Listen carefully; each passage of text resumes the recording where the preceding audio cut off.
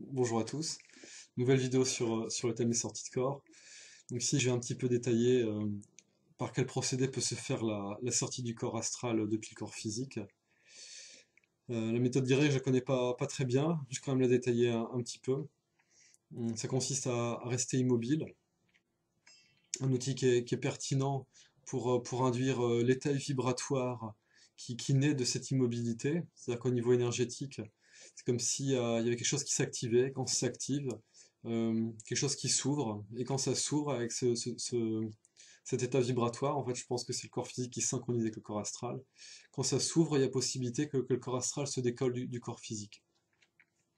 Donc un outil qui peut être intéressant à utiliser, outre le fait de méditer régulièrement, serait d'utiliser les vidéos, les musiques EMI5 de l'Institut Monroe. Donc l'Institut Monroe qui propose des musiques où il y a un décalage de fréquence entre l'oreille gauche et l'oreille droite. Donc c'est des musiques qui s'écoutent avec écouteurs. Donc c'est une méthode qui a fait ses preuves. C'est-à-dire que même au niveau des services secrets américains, et je sais même français, ces techniques sont utilisées. Euh, écoutez les musiques EMI5. Donc il me semble que c'est un décalage de 4 Hz entre l'oreille gauche et l'oreille droite. Ça crée une onde de 4 Hz dans le centre de la tête. Et cette onde de 4 Hz, elle aide à générer l'état vibratoire. Donc c'est une technologie qui vient nous aider à avoir une conscience. Donc ça correspond à des ondes très lentes dans le cerveau. Ça induit l'état vibratoire. Et à un moment, on va se retrouver face au cap où c'est comme si on ne pèse plus rien. Il y a quelque chose qui s'ouvre. Et c'est là que l'expérimentation, elle peut se faire. Donc là, il y a tout un ensemble d'étapes où on va être confronté à qu'est-ce qui nous bloque, qu'est-ce qui nous fait peur.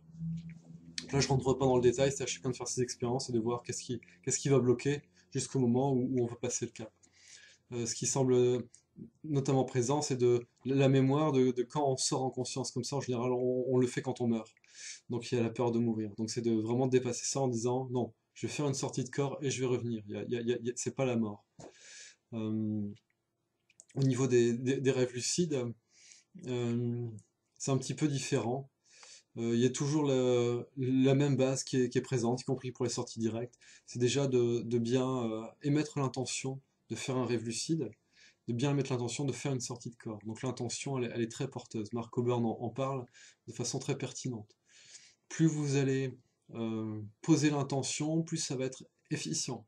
Poser l'intention, c'est durant la journée, c'est de penser à cela, c'est d'émettre, de réfléchir à comment faire. Quand on est en conscience astrale, on ne peut pas réfléchir, c'est seulement ce qu'on a préparé qui peut se mettre en place. Donc dans la vidéo qui sera ici jointe à celle-ci, il y a vraiment le fait de penser à faire des tests de réalité. Est-ce que je suis en train de rêver? Est-ce que je suis capable de voler? Afin, en rêve, de pouvoir accéder à cela, dire, ah, tiens, je vais essayer de voler, ah, je commence à voler, ah, ici, il y a des choses bizarres, normalement, j'ai tel objet dans ma poche, normalement, là, je suis dans telle pièce, mais normalement, ce meuble-là, il n'est pas à cet endroit-là. Donc déjà, si vous rêvez, que vous êtes dans un environnement que vous connaissez, et que les meubles ont changé de place, vous pouvez savoir que vous êtes dans un rêve. Donc c'est déjà de revérifier ça. Ensuite, il y a une autre chose, c'est de bien comprendre qu'une fois que la sortie de corps, elle s'enclenche, il faut savoir ce qu'il faut faire. Donc, par rapport aux conseils qui ont été donnés par certains, je me suis fait un petit protocole. Le protocole, c'est de déjà, dès que je sens que la sortie de corps, elle s'enclenche, que ce soit en direct ou en rêve, c'est de demander, moi, mon mot de code, c'est mise à distance. Mise à distance, c'est-à-dire que le corps astral se décale par rapport au corps physique pour se mettre à la distance qui est idéale, pour qu'il n'y ait plus de perturbation, d'effet de résonance entre le corps physique et le corps astral. S'ils sont trop près, ils vont se perturber, voire même le corps astral va avoir tendance à re-rentrer. Donc mise à distance. Mise à distance, c'est la première commande. C'est-à-dire que je me suis rendu compte, c'est quand je suis en conscience astrale, c'est comme si mon corps astral c'était un véhicule, et je lui demande des choses et il obéit dans la seconde. Donc quand je demande mise à distance, il se met à distance. Quand je demande libération, c'est le deuxième nom de code, toutes les charges, tout ce qui pourrait entraver la conscience astrale et la maîtrise astrale, je demande à ce que ce soit retiré. Ensuite, je demande clarté et lumière. Donc ça, c'est vraiment entre guillemets en autosuggestion, se le répéter plein de fois, plein de fois, plein de fois, plein de fois, avant de se coucher assez régulièrement, pour que quand on prend conscience qu'on est dans un rêve, dire ok, mise à distance, libération, clarté, lumière. Et déjà là, il y a un état qui se produit. La dernière fois que ça m'est arrivé, quand j'ai fait les affirmations là, il y a quelque chose qui est retombé. C'est-à-dire que j'étais en train de voler, et j'ai commencé à redescendre. Et là, j'ai demandé élève-toi. Donc mon corps astral tout de suite, hop, il s'est remis à voler. Euh, voilà, donc ça c'est des petites choses à apprendre.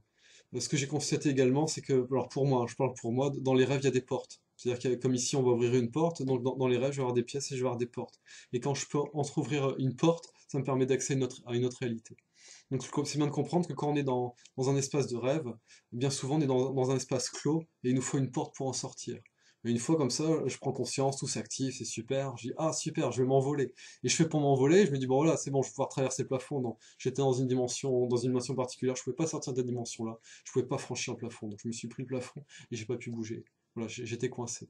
J'ai demandé à ce que des portes s'ouvrent. Une technique qui m'a été donnée par une personne qui explore le voyage astral depuis plusieurs années, c'est le fait en rêve, de se laisser tomber en avant ou en arrière pour faire éclater la bulle du rêve. Quand on reste tomber en avant et en arrière, on va rentrer dans un tourbillon qui va nous faire revenir dans une autre réalité. Bien souvent, on est en sortie astrale à côté de notre corps. Alors la différence entre les sorties directes et les sorties depuis le rêve, c'est que quand on fait la sortie de corps, bien souvent l'environnement a changé. C'est-à-dire que plusieurs fois j'ai pu expérimenter cela, mais ma chambre était plus ma chambre, voire même avec des modifications qui étaient très très grandes. Parfois quand je me réveille, je me dis ah oui, il y a quand même tel point commun qui font dire je suis dans la chambre. Et d'autres fois c'est impossible de dire que je sais que je suis dans une chambre, mais dire que c'est la mienne c'est quasiment impossible. Donc si on se laisse tomber en avant ou en arrière, ça permet de ça permet de rentrer dans un tourbillon pour accéder à une nouvelle réalité. De cette nouvelle réalité, en général, on peut redemander encore une porte, et la porte, elle nous emmène vers autre chose.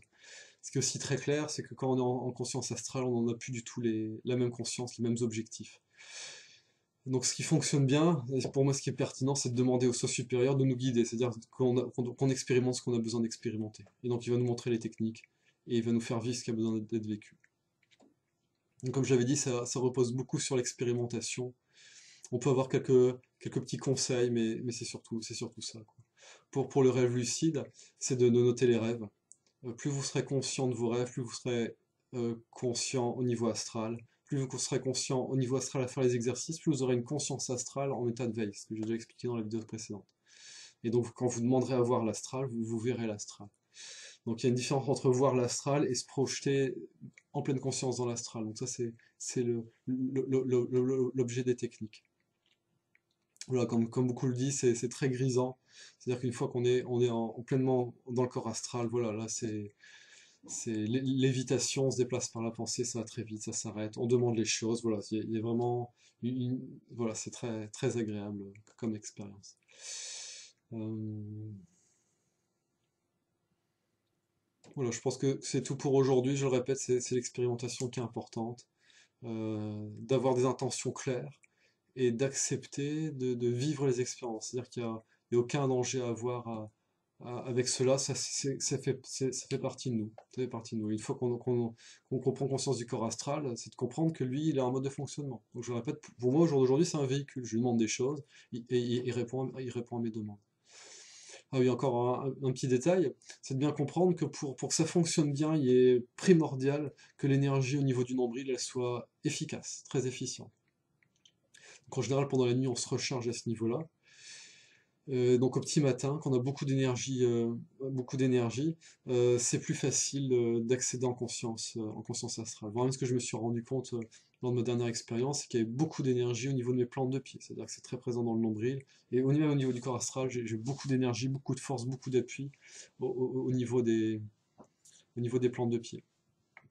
Euh, Aussi, quelque chose que j'ai constaté il y a quelques années, c'est que quand je bois du jus d'orange fraîchement pressé le soir avant de me coucher, j'ai beaucoup plus de chances de faire ce type d'expérience parce que ça vient renforcer l'énergie au niveau du deuxième centre énergétique qui est associé à la couleur orange.